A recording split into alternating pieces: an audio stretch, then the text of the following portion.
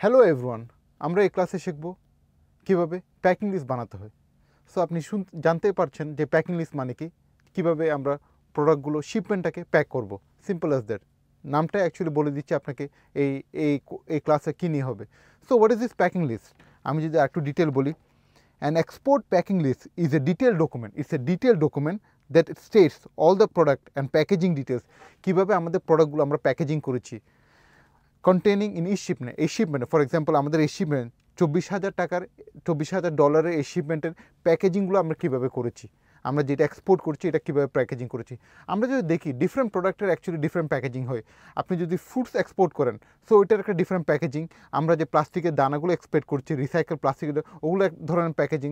আপনি যদি কাপড় এক্সপোর্ট করেন, ডিফারেন্ট টাইপস অফ প্যাকেজিং। আপনি যদি ওয়্যার এক্সপোর্ট করেন, তার যদি এক্সপোর্ট করেন, ওগুলো ড্রামসে যায়, ওগুলো ডিফারেন্ট টাইপ অফ প্যাকেজিং। আপনি যদি কেমিক্যাল এক্সপোর্ট করেন, আবার ড্রামে যায়। So totally it's a total different types of packaging. আপনি যে মেডিসিন এক্সপোর্ট করেন, totally different types of packaging.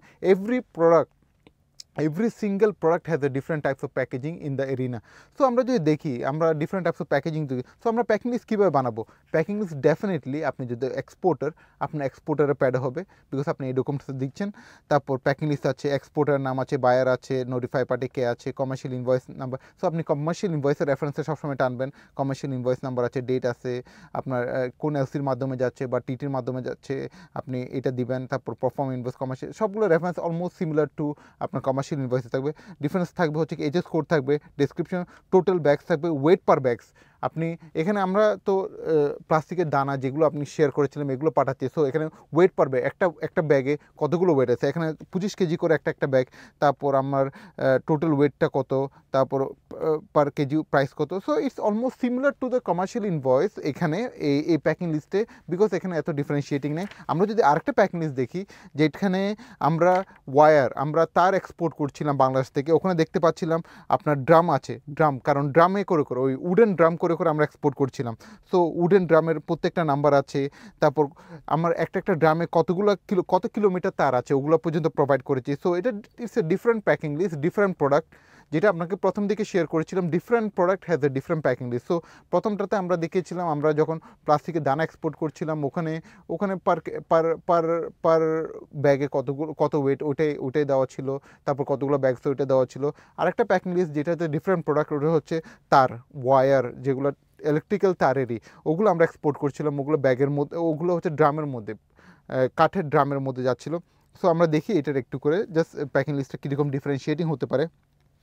আপনার ড্রাম অনেকগুলো, কয়টা ড্রাম আছে, এখানে 24টার মতন ড্রাম আছে, ওটা মেনশন করে দিয়েছে। লেন্থ ইন ইচ ড্রাম, কত কিলোমিটার তার আছে একটা ড্রামে, ওটা মেনশন করে দিয়েছে।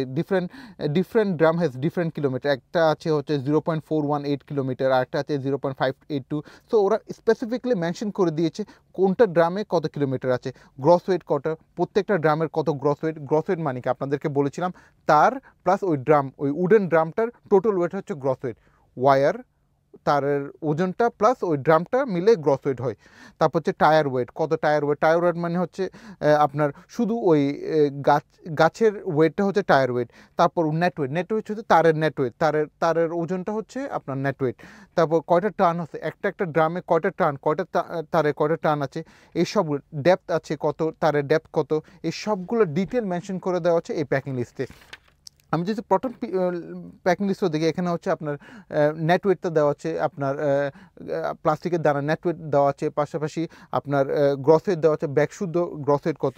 So this is very important. Net weight, প্রোডাক্টের নেটওয়েট, প্যাকেজিং ছাড়া নেটওয়েট কত, শুধু প্রোডাক্টের ওজন কত, এটার নেটওয়েট। আর গ্রসওয়েট হচ্ছে প্রোডাক্টের ওজন প্লাস আপনার ওই বক্সের ওজন শুদ্ধ।